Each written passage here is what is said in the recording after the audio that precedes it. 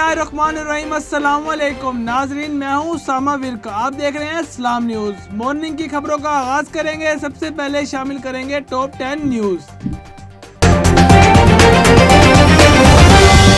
Sindh assembly की दो नशिस्तें PS 43 संगढ़ और PS 88 मेल, जबकि बलूचिस्तान के जिला पेशेन की नशिस्त PB 20 पर जिला इंतखाबात हुआ। पोलिंग का अमल सुबह 8 बजे से 5 बजे तक जारी रहा। पीपल्स पार्टी ने सिंध के जिला इंतखाबात में दोनों नशिस्तें जीत ली।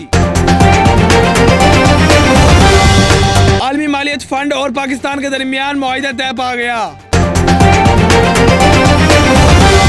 शुमाली वजीरिस्तान में सिक्योरिटी फोर्सेज के खुफिया ऑपरेशन में 3 दहशतगर्द हलाक हो गए। सुबह खैबर पख्तूनख्वा में रवां साल पहला पोलियो केस सामने आ गया। महकमा सेहत के काम के मुताबिक सुबह खैबर पख्तूनख्वा के जिला नौशहरा के इलाके नौकिला में 3 साल बच्चे में पोलियो वायरस की तस्दीक हो गई। अमरीकी ऐवान नुमाइंदगान की पॉलिसी ने कहा कि कैपिटल पर हमले की तहकीकात 9/11 के तर्ज पर की जाएगी।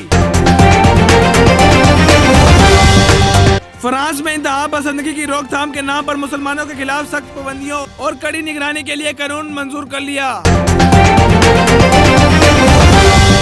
गुज़श्ता 24 घंटे के दौरान कोरोना वायरस से 47 अफराद हलाक, जबकि 958 केस रिपोर्ट हुए। सऊदी अरब में बांग्लादेशी खातून को कत्ल करने के इल्जाम पर मकामी खातून को सजाए मौत सुना दी गई।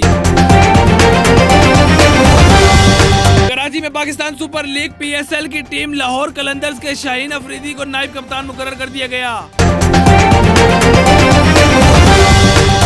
इराक में अमेरिकी फिजाई अड्डे को नामालूम मकाम से 3 मिसाइलों से निशाना बनाया गया, जिसके नतीजे में गैर मुल्की सिविल कॉन्ट्रैक्टर हलाक और अमेरिकी फौजी समेत 9 अफराद जख्मी हो गए।